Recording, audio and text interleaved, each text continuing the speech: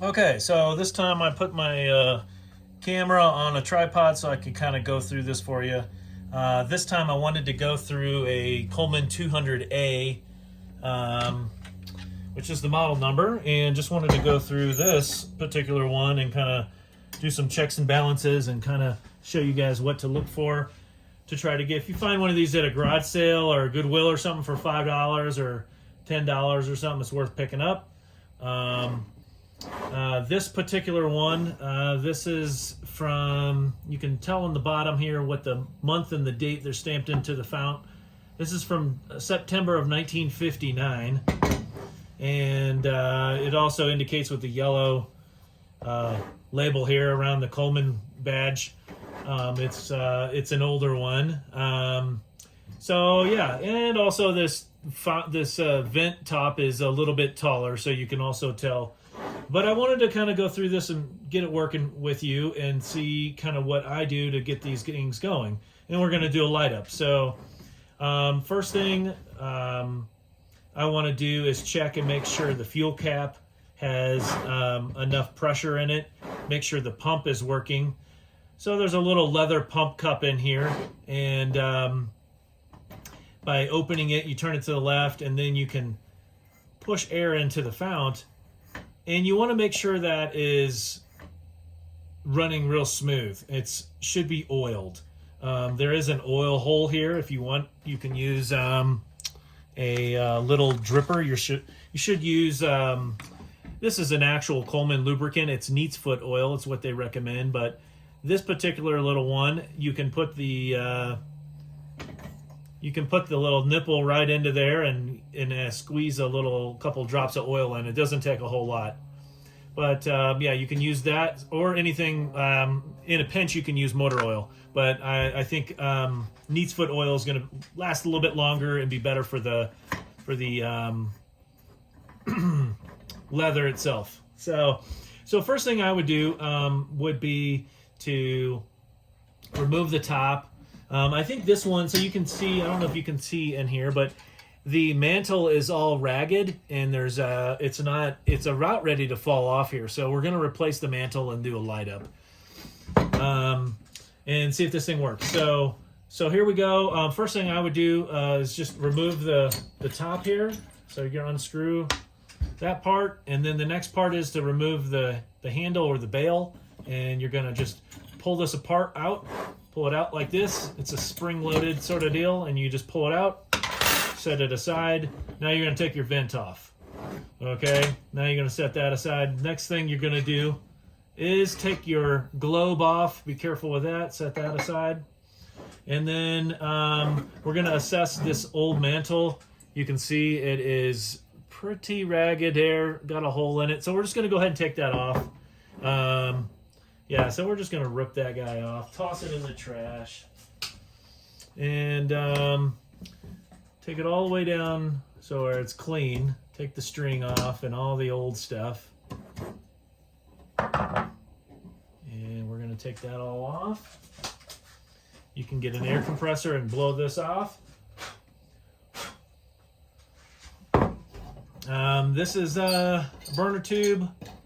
Let's just make sure that's all not clogged up so you can take these guys off. Sometimes they're stuck on there. You can oil them, get them loose. Just don't take a big pair of pliers and wrench on this thing. This is brass, and you don't want to mar it up because it's pretty soft metal. Anyway, one thing you can also do while I got that off is you can take a pipe cleaner and run this up. This little mechanism up here is called the U-tube. And sometimes you can get mud daubers and spider webs and such up in there, but you want to run this through and kind of ram it. Make sure there's no spiders have crawled up inside here and made a little home. Make sure that's all clear. That's where the air comes in right here, and this is where the fuel comes in through here. This is the generator, this is the air tube, and then they mix up in here in the U-tube. No pun intended, that's what it's called. But yeah, let's put the burner cap back on and get this going here. So one other thing I would test is, well, that sounded good. You heard the pressure come out of the tank. So that tells you that there's good, this fuel cap is holding good pressure. If you need to replace the fuel gasket, you can buy that online. This particular one here would be, let's see here. So you can buy these online, but this is here is a number 2 fuel cap seal, and they look about like that. But specifically, this is for, you know, it'll tell you on there 200A, 220, 228 models, and this is specifically for a 3-piece cap. And what that means, it says with a 3-piece fuel cap. So 3 pieces is the screw, the cap, and then the part that the seal will sit down inside. So to get those off, you would put this back on tight, use a screwdriver, unloosen the screw, and then pull it back off. Put your new cap in there. Sometimes you got to burn them out or scrape them out. But you want to be careful with burning them out because you can burn off the original paint, which isn't ideal. So anyhow, this one was sealing up really nice, so we're just going to put that back on. And we're going to get the mantle on. So, yep, that pumps up just nice. Okay. So next thing I'm going to look at, I like using the Peerless mantles. You can use Coleman mantles just the same. I feel like these have a better shape and brightness.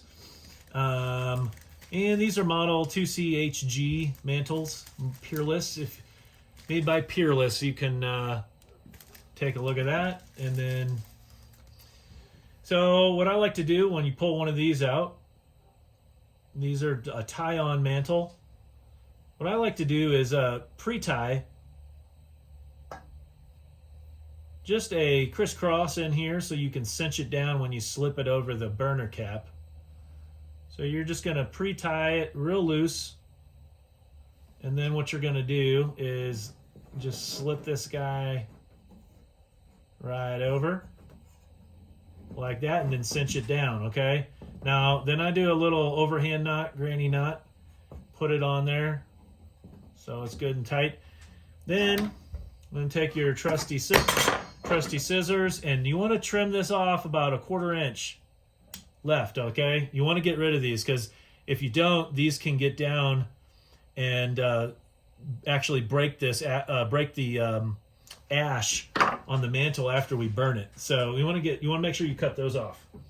Okay, so the next thing we're going to do, and this part you should probably do this outside, but we're going to do it inside. So you can take a lighter, just so I can demonstrate this. You can take a lighter and just burn this down to a white ash. Okay.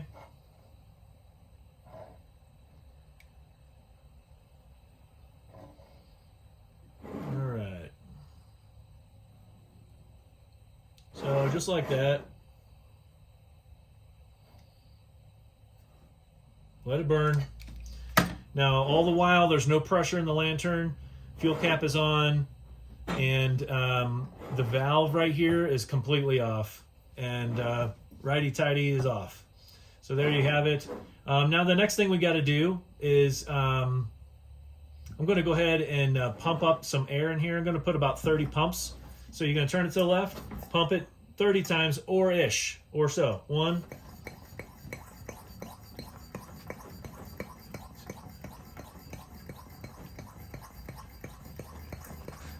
okay, let's try that. That was about 30.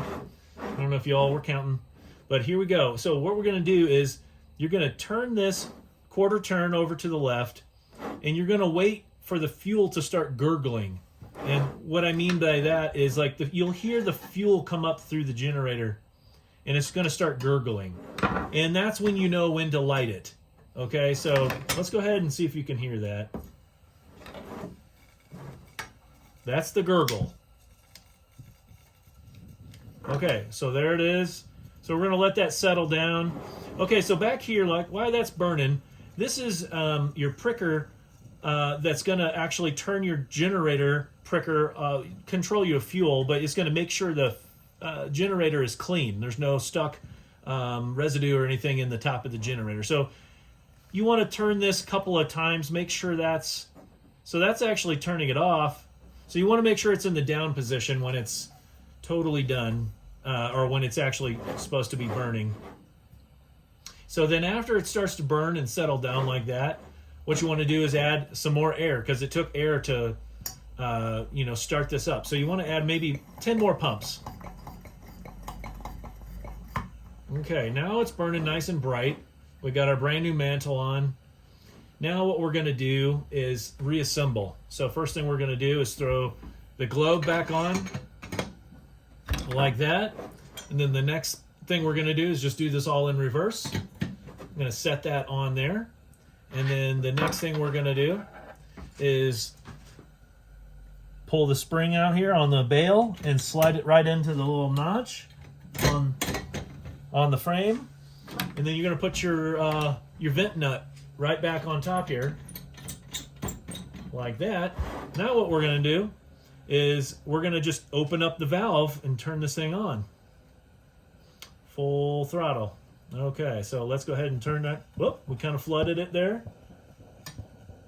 All right, there we go. So just if it starts flaring up like that, just turn it back down or control the fuel by back here. So we're going to turn that back up. Once that generator gets heated up and super hot, it's gonna be fine. So you can turn this guy back up all the way. There's all the way, and we're gonna add just a little bit more air. But yeah, that's pretty much it. That's the Model 200A by Coleman. This was produced in 1959, yeah. So you can grab the handle; it'll stay cool. Hang it up, whatever you need there. And so there you have it. If you have any questions, comments, or anything like that, let me know. And hopefully I can answer anything you have questions for, and we'll go from there. Thanks for watching.